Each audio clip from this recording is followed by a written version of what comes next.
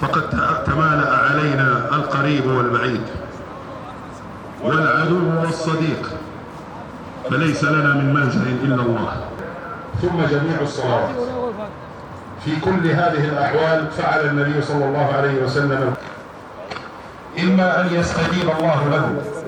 Özellikle sabah ve akşam namazlarında ve yatsı namazlarında kunut manasında son rekatında Resulullah Aleyhisselam ne yapıyordu?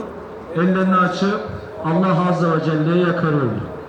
Yani akşam namazında da, yatsı namazında da, sabah namazında da Resulullah Aleyhisselam ne yapmıştır? Kunut duası okumuştur. Allahu Ekber. Eşhedü enne Muhammeden Resulullah. الذين كفروا صدوا عن سبيل الله يضل أعمالهم.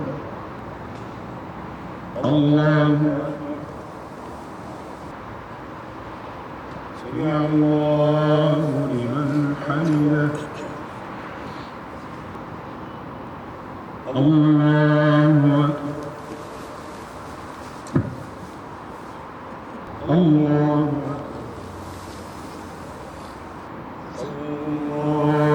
أكبر.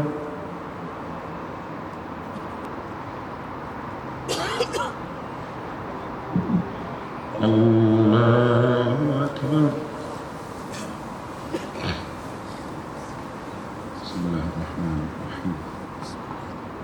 الحمد لله رب العالمين. الله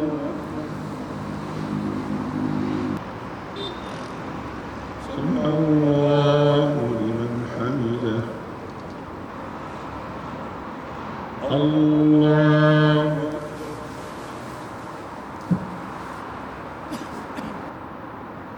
الله أكبر.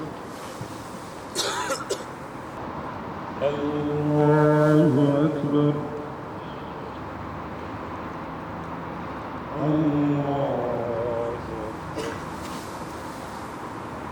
الله أكبر.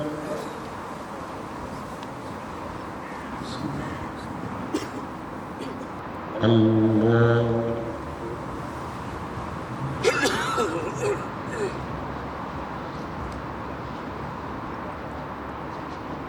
سمع الله لمن حمده. اللهم لك الحمد كما ينبغي لجلال وجهك وعظيم سلطانك. اللهم لك الحمد حتى ترضى، ولك الحمد إذا رضيت، ولك الحمد بعد الرضا. اللهم لك الحمد عدد خلقك ورضا نفسك وزنة عرشك ومداد كلماتك. اللهم لك الحمد عدد ما كان وعدد ما يكون وعدد الحركات والسكون. اللهم لك الحمد أنت الأول ليس قبلك شيء، ولك الحمد أنت الآخر ليس بعدك شيء، ولك الحمد أنت الظاهر ليس فوقك شيء، ولك الحمد أنت الباطن ليس دونك شيء. اللهم لك أسلمنا وبك آمنا وعليك توكلنا وإليك أنبنا وإليك المصير. اللهم صل وسلم وبارك وأنعم على عبدك ورسولك نبينا محمد وعلى آله وأصحابه وأزواجه وذريته ومن تبعهم بإحسان إلى يوم الدين. اللهم صل وسلم على نبينا محمد في الأولين، وصل وسلم على نبينا محمد في الآخرين، وصل وسلم على نبينا محمد في الملأ الأعلى إلى يوم الدين. سبحان ربك رب العزة عما يصفون، وسلام على المرسلين، والحمد لله رب العالمين. اللهم إنا نتوسل إليك بأنك أنت الله. اللهم إنا نتوسل إليك بأنك أنت الله. اللهم إنا نتوسل إليك بأنك أنت الله الواحد الأحد الفرد الصمد الحنان المنان ذو المن والفضل والجود والكرم والإنعام والإحسان. يا قديم العطاء، يا عظيم المن، يا واسع الفضل، يا منعم، يا متفضل، يا جواد، يا كريم، يا بر، يا رحيم، يا حفيظ، اللهم إنا نتوسل إليك بأحب أسمائك إليك وأقربها زلفى لديك وأعلاها مقاما عندك. اللهم نتوسل إليك بعلمك الغيب وقدرتك على الخلق.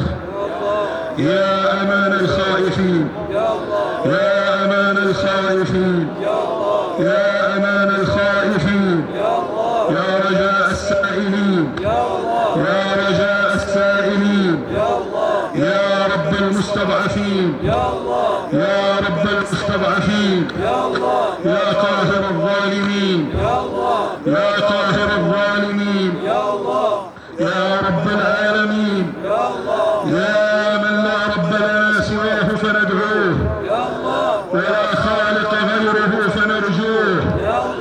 اللهم إليك نشكو ضعف قوتنا وقلة حيلتنا وهواننا على الناس. أنت ربنا ورب المستضعفين. إلى من تكلنا؟ إلى من تكلنا؟ إلى بعيد يتجهمنا أو إلى عدو ملكته أمرنا؟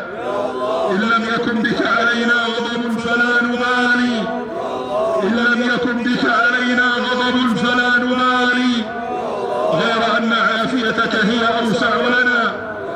نعوذ بنور وجهك الذي أشرقت له الظلمات وصلح عليه أمر الدنيا والآخرة أن يحل بنا غضبك أو يمسنا عقابك.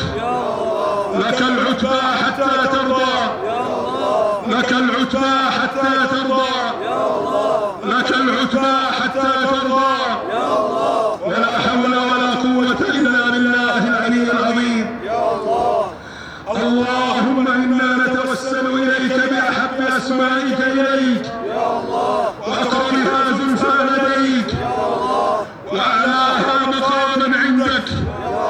يا قاهر الظالمين، يا قاهر الظالمين، يا قاهر الظالمين، يا ربنا فرج عن إخواننا في غزة يا رب العالمين. اللهم اجعل إخواننا في غزة بما هم فيه فرجا ومخرجا. اللهم اجعل إخواننا في غزة بما هم فيه فرجا ومخرجا. اللهم اجعلهم بما هم فيه فرجا ومخرجا. اللهم اكشف عنهم ما نزل بهم. اللهم اكشف ما نزل بهم من البلاء والكرب والحرب يا رب العالمين. اللهم اجعل لهم من كل هم فرجا. اللهم اجعل لهم من كل هم فرجا ومن كل ضيق مخرجا ومن كل عسر يسرا ومن كل بلاء عافية.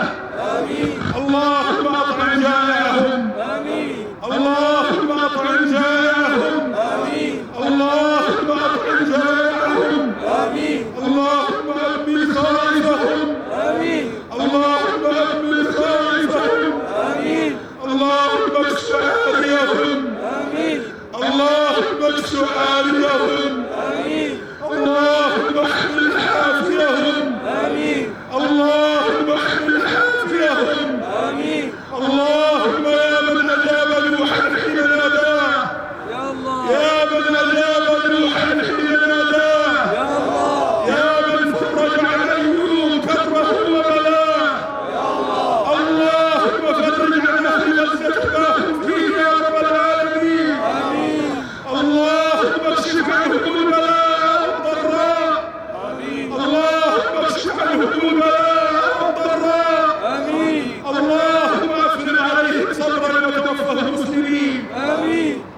اللهم املأ قلوبهم بالايمان بك، اللهم املأ قلوبهم باليقين بك، اللهم ارزقهم الرضا بقضائك والصبر على بلائك والشكر على نعمائك والذكر لآلائك والثناء عليك يا رب العالمين. يا الله، يا الله، يا الله، يا الله، يا الله، يا ربنا، يا مولانا، يا سيدنا، يا مالك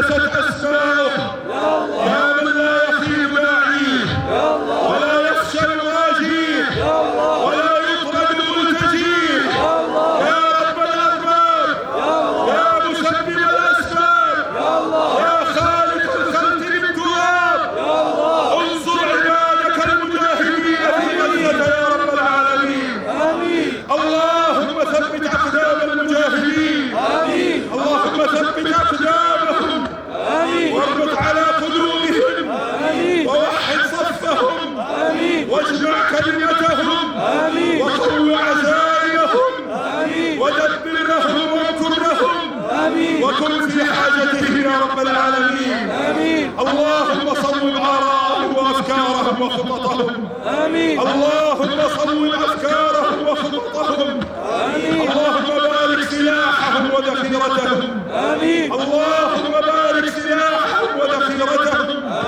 اللهم بارك في أنفاقهم اللهم بارك في دروعهم اللهم بارك في صواريخهم اللهم بارك في ذخيرتهم اللهم قو رأسهم اللهم ثبت أقدامهم اللهم انشر دعوتهم اللهم أعل رايتهم اللهم انصرهم على القوم الكافرين اللهم انصرهم على القوم الكافرين اللهم انصرهم على القوم الكافرين اللهم انصرهم على اليهود المجرمين والأمريكان الطاغين اللهم اجعل أمريكا ومن والاهم في تباب اللهم اجعل كيدهم في تدبير اللهم اجعل كيدهم تدميرا عليهم يا رب العالمين اللهم أرنا في أمريكا وأوليائهم عجائب قدرتك اللهم اكشف عنهم حلمك وارفع عنهم سترك وانزل بهم غضبك اللهم انزل بهم غضبك وسخطك اللهم انزل بهم غضبك وسخطك اللهم ظننا فيك انك تستجيب لنا يا ربنا اللهم قد ظنوا انهم علوا وفجروا اللهم ارنا فيهم عجائب قدرتك اللهم قد أريتنا خطوتهم علينا فأرنا بطشك فيهم يا قوي يا عزيز اللهم أرنا قدرتك عليهم يا قوي يا عزيز اللهم أشغل أمريكا في نفسها يا رب العالمين اللهم سلط عليهم روسيا اللهم سلط عليهم أوروبا اللهم سلط عليهم الصين اللهم سلط عليهم الرافضة اللهم سلط عليهم المنافقين اللهم اشغلهم ببعضهم يا رب العالمين اللهم اجعل تدبيرهم تدبيرا عليهم يا قوي يا عزيز اللهم أرنا فيهم عجائب قدرتك اللهم سلط عليهم العواصف اللهم سلط عليهم البراكين اللهم سلط عليهم الزلازل اللهم اشغلهم في انفسهم اللهم رمل نساءهم اللهم يتم اطفالهم اللهم سلط عليهم عذابا من فوقهم ومن تحت ارجلهم اللهم سلط عليهم جندك يا قوي يا عزيز اللهم نجي المسلمين من كيدهم ومن شرهم ومن مكرهم يا قوي يا عزيز يا رب العالمين اللهم انا عبيدك بنو عبيدك بنو إمائك نواصينا بيدك ماض فينا حكمك عدل فينا قضاؤك نسألك بكل اسم هو لك سميت به نفسك أو أنزلته في كتابك أو علمته أحدا من خلقك أن تفتح لنا أبواب الجهاد في سبيلك اللهم افتح لنا أبواب الجهاد في سبيلك اللهم اهدي لنا أسباب نصرة إخواننا المستضعفين اللهم اجعل لغزة فرجا ومخرجا اللهم أعنا على نصرتهم بالنفس والمال والدعاء اللهم لا تخيب رجاءنا اللهم لا تخيب رجاءنا اللهم لا رجاء لنا إلا فيك إن انقطع الرجاء إلا بك، انقطع الرجاء إلا بك، وضعف التوكل إلا عليك، وقل اليقين إلا بك. أنت ملاذنا، أنت ملاذنا يا الله، يا الله، يا الله. لا تردنا خائبين، لا تردنا خائبين، ولا عجنا بك مطرودين. اللهم تسلط علينا الظالمون وأعانهم المنافقون، اللهم انتقم منهم يا رب العالمين.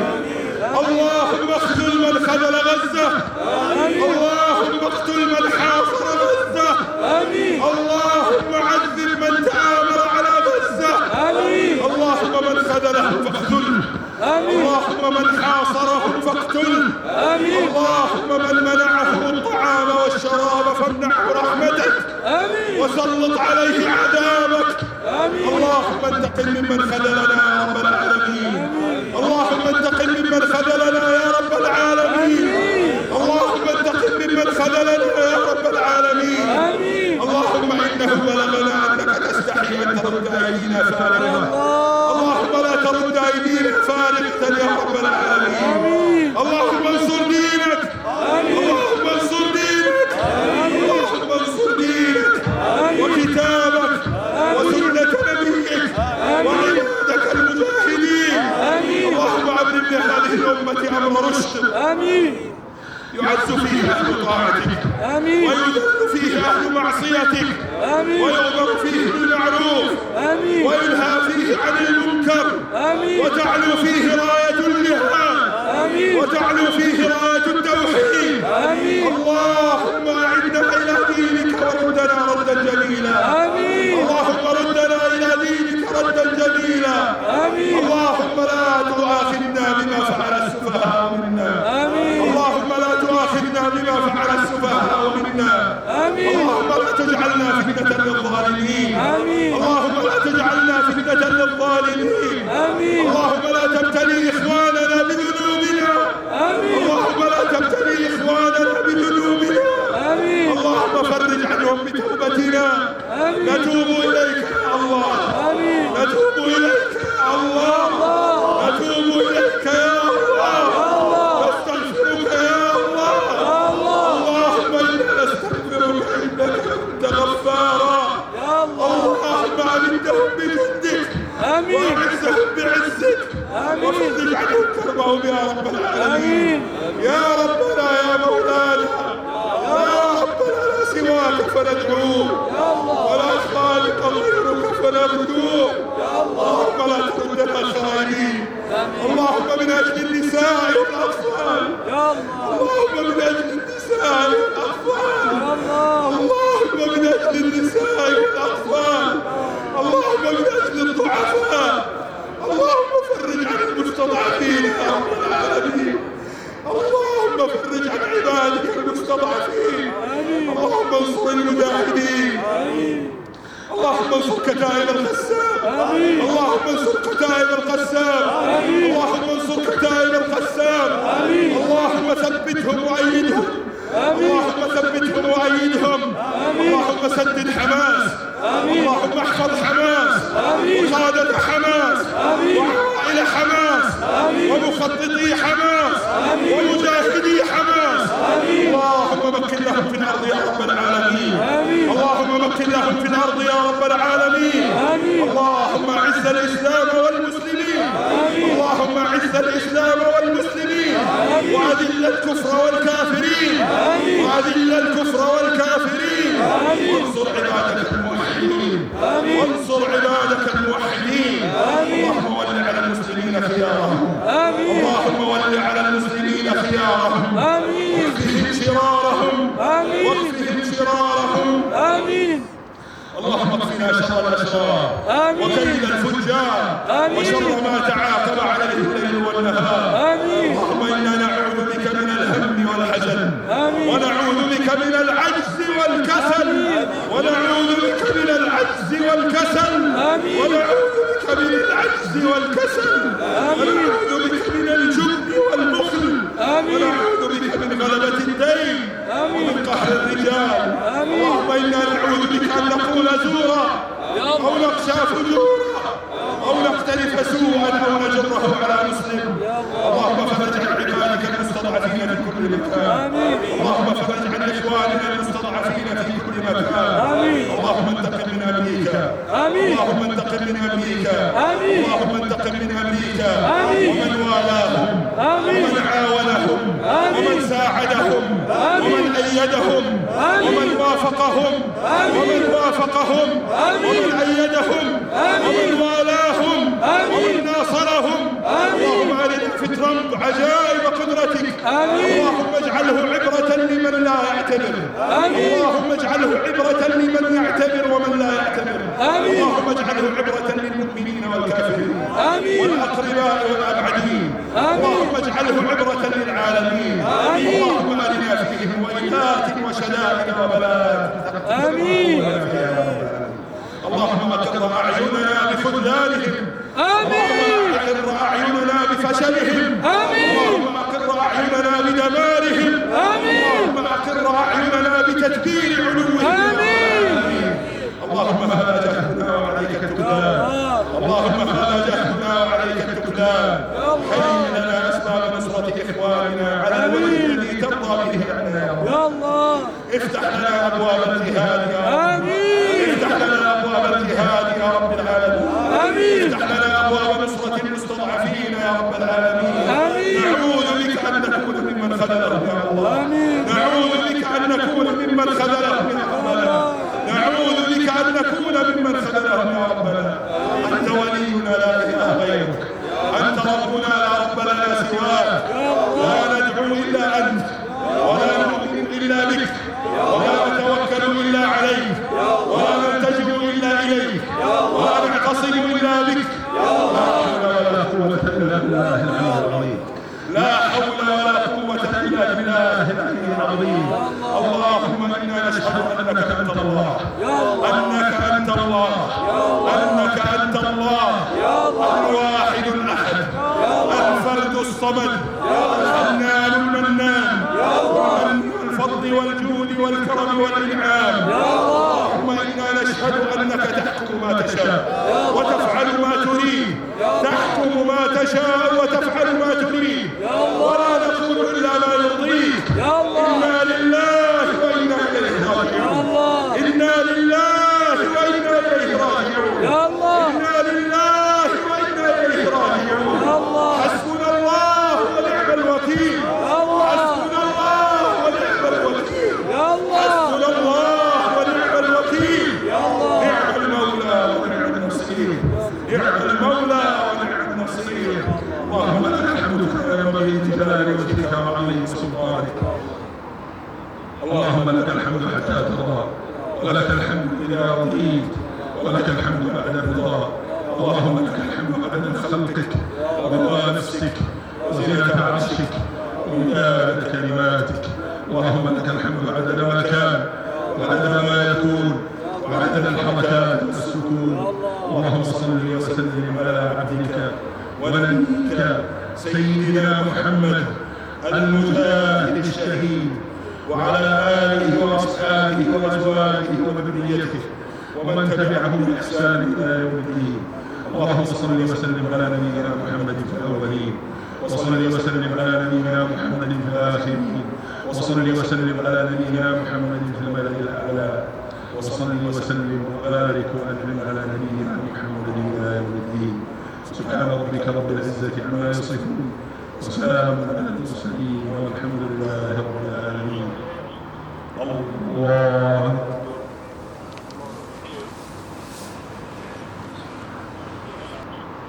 الله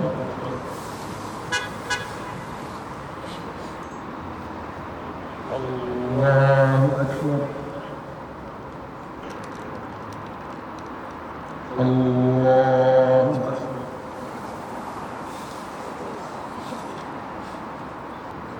السلام عليكم ورحمة الله.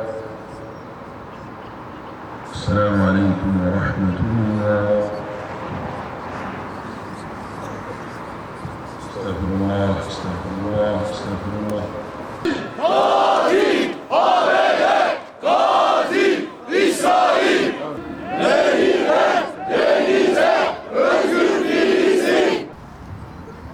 işte her daim onların yanında olmak için bir çaba ve gayret içerisindeyiz. Ahirete yönelik hesabımızı hafifletmenin derdindeyiz. Şimdi platform adına Mustafa Eminoğlu, dönem sözcümüz, kısa bir açıklama yapacak. Euzubillahimineşşeytanirracim. Bismillahirrahmanirrahim. Tüm hazirunu saygıyla selamlıyorum. Gazze'de 556. 557. gün soykırım devam ediyor. 7 Ekim'in hemen akabinde İsrailli bakanlar, İsrail'in Cumhurbaşkanı, İsrail'in Başbakanı 3 ay içinde Hamas'ı ortadan kaldıracağını ve Gazze'yi ele geçireceğini vaat etmişti. Tüm yokluklara rağmen Gazze'liler tam 556 gündür direnmeye devam ediyor. Bizlerse o günden bugüne artarak sahada eylemlerimizi devam ettiriyoruz. Gazze'lilerin direnişi bitmez. Gazze'lilerin direnişi bizlerin umut ışığıdır. Yeryüzündeki en saf, en temiz davanın güdüldüğü yer Filistin'dir. Filistin'de Gazze'dir.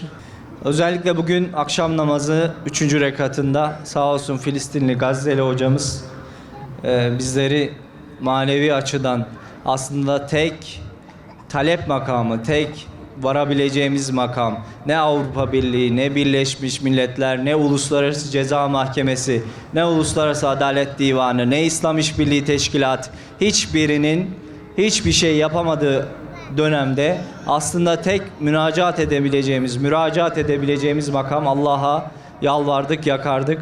Bu Resulullah'ın bir sünneti. Bu sünnet esasında Müslümanların özellikle o dönem Peygamber Efendimiz Aleyhisselatü Vesselam döneminde Müslümanların gördüğü bir musibet üzerine gerçekleştirdiği bir sünnet. O musibet esasında tam 555 gündür de gerçekleşiyor. Müslüman hafızlar katledildi o dönemde Asr-ı Saadet'te. Şu anda bizim göz bebeğimiz Nurul Ayn dediğimiz Gazze katlediliyor. Bu nedenle bu eylemi icra etmiş olduk.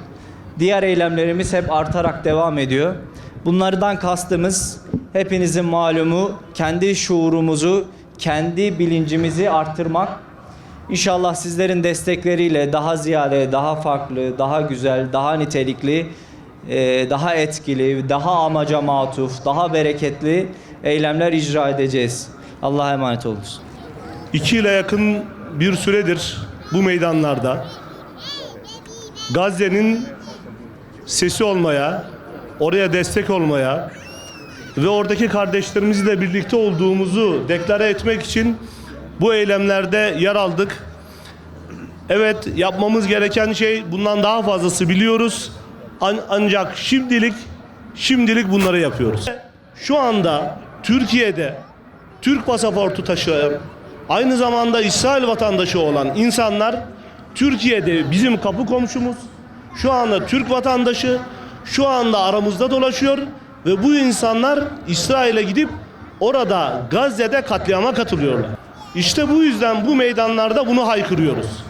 Bu Siyonistleri yargılayın. Bu Siyonistlerin yargılanması için kanunlarımız müsait. Kanunlarda cinayet işleyen, katliama katılan, soykırıma katılan insanların yargılanması ve cezalandırılması için gerekli maddeler mevcut. Halen daha biz bu insanları niçin yargılamıyoruz? Ve bu insanlar sosyal medyalarında İsrail'deki katliama katıldıklarını açık bir şekilde beyan ediyorlar. Ve bu insanlar bunları beyan etmekten korkmuyorlar. Bunlara bu cesareti veren şey nedir? Bunlara bu cesareti veren şey biziz. Bizim sessizliğimiz, bu toplumun sessizliği. Biz sesimizi yükselttikçe, biz itirazımızı yükselttikçe iktidarıyla, muhalefetiyle herkes bu meseleyi odağına alacak ve bu yanlışın önüne geçilecek. Aksi takdirde bu katiller aramızda gezmeye devam edecekler. Bakın biz bir Müslüman ülkeyiz. Halkı Müslüman olan bir ülkeyiz. Ama halkı Müslüman olmayan ülkeler bile bu Siyonistlerin ülkelerine girmesine engel oluyorlar. Bu Siyonistlerin, bu katliama katılan insanların ülkelerine girmelerine yasak koyuyorlar. Nasıl bir Müslüman ülkeyiz ki bu Siyonistler 3. dünya ülkeleri üzerinden hava yolu trafiğiyle ülkemize gelip Türkiye'de bu katliamı yaptıklarını sosyal medyalarından açıklayabiliyorlar. Zeynel Başkanım, bakın biz böyle konuşmadık ama. Bakın bu şekilde konuşmadık. Tekbir! Allahu Ekber! Allahu Ekber! Allahu Ekber! Allah kahretsin! Tekbir!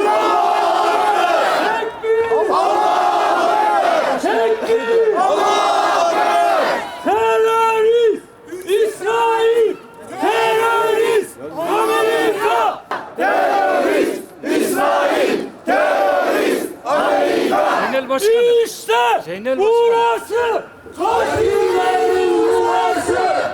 İşte burası! Katillerin yuvası! Son olarak bu meydanlardan sürekli olarak dile getirdiğimiz taleplerimizi yinelemek istiyoruz. Kürecik üssü kapatılmalıdır.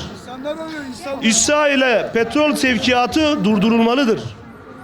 Türk limanlarını kullanan İsrail gemilerine müsaade edilmemeli ve bunlar abluka altına alınmalıdır. Bunlardaki sevkiyat malzemelerine el konulmalıdır. Kardeşlerimizin katline sebep olan, bunda kullanılan bu malzemelerin bu ülkelere gitmesine müsaade edilmemelidir. Türk pasaportu taşıyan ve bu katliama katılan bu Siyonistlerin derhal hakkında yasal işlem yapılmalı. Bu insanlar gözaltına alınmalı, yargılanmalı ve cezalandırılmalıdır.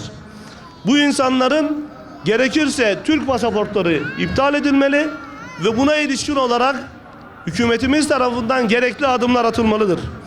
İsrail ablukaya alınmalı ve hiçbir şekilde İsrail'le temas kurulması, ticaretin devam etmesi engellenerek bunun önüne geçilmelidir. Bu adımlar atılmadığı sürece Gazze'deki katliam devam edecek. Bu adımlar atılmadığı müddetçe Gazze'deki kardeşlerimiz öldürülmeye devam edecek. Bu adımlar atılmadığı müddetçe mabetlerimiz çiğnenmeye, namuslarımız kirletilmeye, çocuklarımız öldürülmeye ve başı kopartılmış bebeklerimizin cesetleriyle Siyonistlerin dalga geçilmesine sebep olunacaktır. Bu vebal bizim için yeter de artar bile. Bunun için bizlerin yerinde oturmak gibi bir lüksü yok. Bunun için bizlerin sessiz kalması gibi bir lüksümüz yok. Bunun için sürekli olarak bu meydanlarda olmalı, sesimizi yükseltmeli ve gerekli baskıyı gerçekleştirmeliyiz. حط السيف قبال السيف حط السيف قبال السيف